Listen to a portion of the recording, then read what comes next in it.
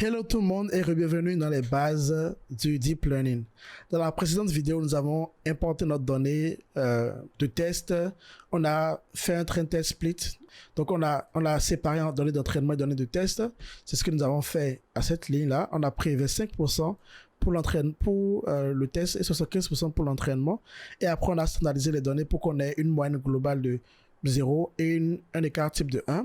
Donc ici, maintenant, nous allons pouvoir passer à la partie entraînement du modèle. Ok, on va pouvoir passer à cette partie là et elle va être très très intéressante. Donc tout d'abord, ce que nous allons faire, c'est quoi? Nous allons d'abord ramener nos fonctions, les différentes fonctions qu'on a utilisées juste là, et c'est très important qu'on puisse les ramener. Donc du coup, la fonction erreur, elle est où? La fonction erreur, elle est la première qu'il faut qu'on amène. Donc, on va la copier. Voilà, elle est là. Donc, ça, c'est la fonction erreur. Puis, nous avons la fonction gradient. La fonction gradient qui nous permet de calculer les dérivés. Donc, forward, backward, update. Vous vous rappelez? Forward, backward, update. Donc, ça, c'est la fonction erreur. Et la fonction gradient, pardon. Et pour mettre le tout ensemble avec le update, on avait créé la fonction train. Vous vous rappelez également aussi. Voilà. Et voilà. Maintenant, il faut qu'on modifie un peu la fonction train. Dans ce notebook, nous avions un W aléatoire, un B aléatoire. Mais là, moi, je ne me vois pas créer W de façon W à la main. W, c'était très simple, c'était 3 W. Ici, nous avons combien de caractéristiques? Si je fais isTrain.shape, ici, nous avons 13 caractéristiques, donc 13 W. Je ne peux pas les créer à la main. Donc, du coup, ce que je vais faire, c'est que je vais faire une initialisation aléatoire grâce à NumPy. Ok? Donc, voici ce que nous allons faire. Tout d'abord, nous allons le faire à l'extérieur ici, comme ceci. Donc, tout d'abord, nous allons mettre un caractère aléatoire encore, fixer le caractère aléatoire pour que vous ayez les mêmes choses que moi. Donc, np.random.seed42. Ok? On peut mettre n'importe quel autre nombre, hein, tant que vous avez les mêmes choses que moi. Donc, le nombre de features, c'est combien? N features, on peut l'obtenir automatiquement en faisant is.shape et on prend le deuxième élément qui est indice 1. Voilà.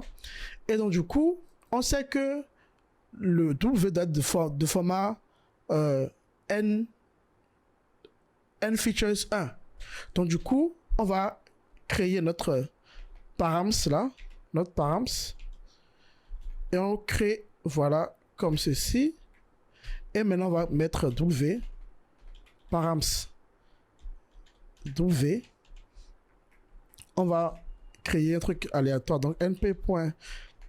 Alors, faisons-le à l'extérieur, voilà.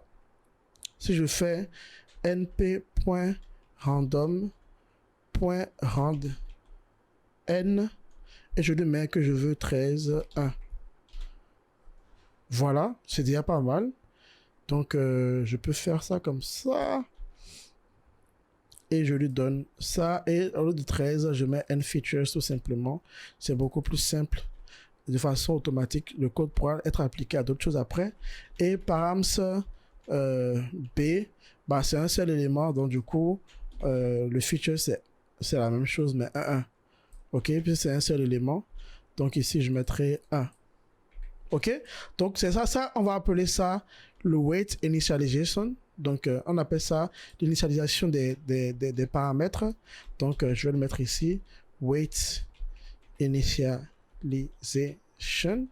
Voilà, donc du coup, maintenant qu'on va faire ceci, on a notre params qui est là. Donc je pense que c'est bon, hein? On peut commencer déjà à faire un entraînement intéressant. Ok, donc allons-y. Donc ce que nous allons faire, nous avons les params et les erreurs et égales. Voilà.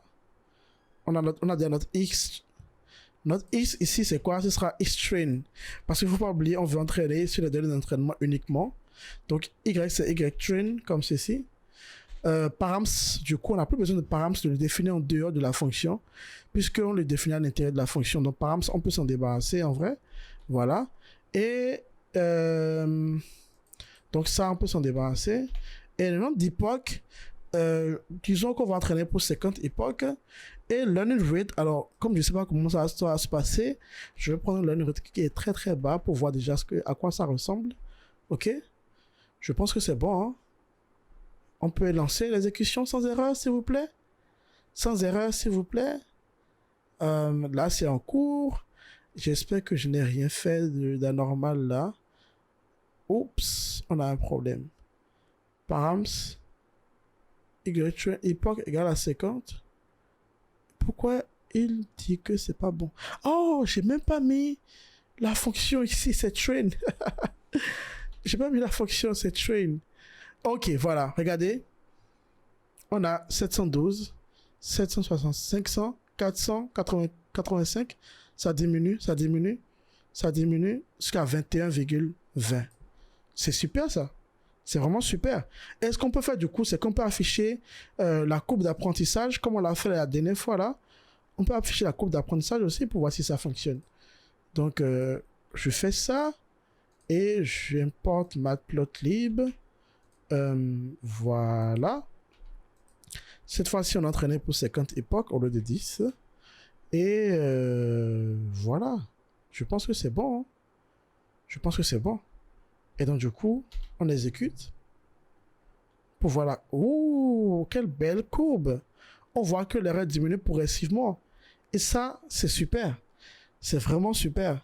Donc, ce que nous allons faire maintenant, c'est que nous allons évaluer ce modèle-là qui a été entraîné, nous allons l'évaluer sur les données de test.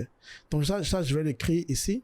Je vais mettre là, je vais faire évaluation sur les données de test. C'est-à-dire des maisons qui n'ont pas servi à l'entraînement. OK? C'est ce que nous allons faire dans la prochaine vidéo.